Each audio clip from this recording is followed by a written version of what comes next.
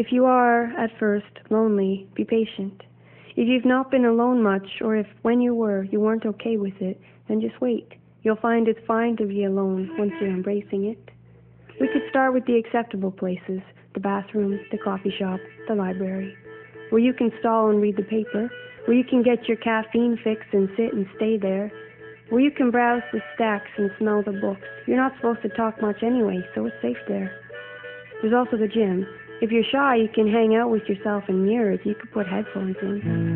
And there's public transportation, because we all gotta go places. And there's prayer and meditation. No one will think less if you're hanging with your breath, seeking peace and salvation. Start simple. Things you may have previously avoided based on your avoid being alone principles. The lunch counter, where you will be surrounded by chow downers, employees that only have an hour and their spouses work across town, and so they, like you, will be alone. Resist the urge to hang out with your cell phone. When you are comfortable with eat lunch and run, take yourself out for dinner, a restaurant with linen and silverware. You're no less intriguing a person when you're eating solo desserts and cleaning the whipped cream from the dish with your fingers. In fact, some people at full tables will wish they were where you were. Go to the movies, where it is dark and freezing, alone in your seat amidst a fleeting community. And then take yourself out dancing, to a club where no one knows you. Stand on the outside of the floor until the lights convince you more and more and the music shows you.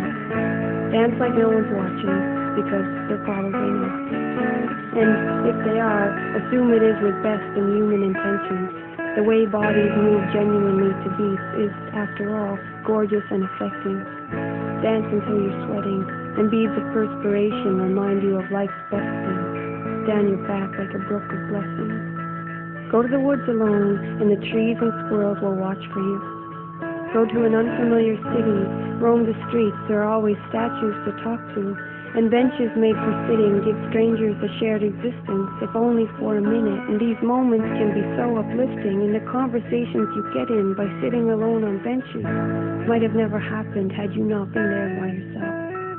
Society is afraid of alone, though, like lonely hearts are wasting away in basements. Like people must have problems if, after a while, nobody is dating them.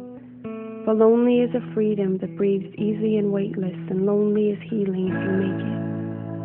You could stand, swathed by groups and mobs, or hold hands with your partner. Look both further and farther in the endless quest for company. But no one's in your head, and by the time you translate your thoughts, some essence of them may be lost, or perhaps it is just kept. Perhaps in the interest of loving oneself.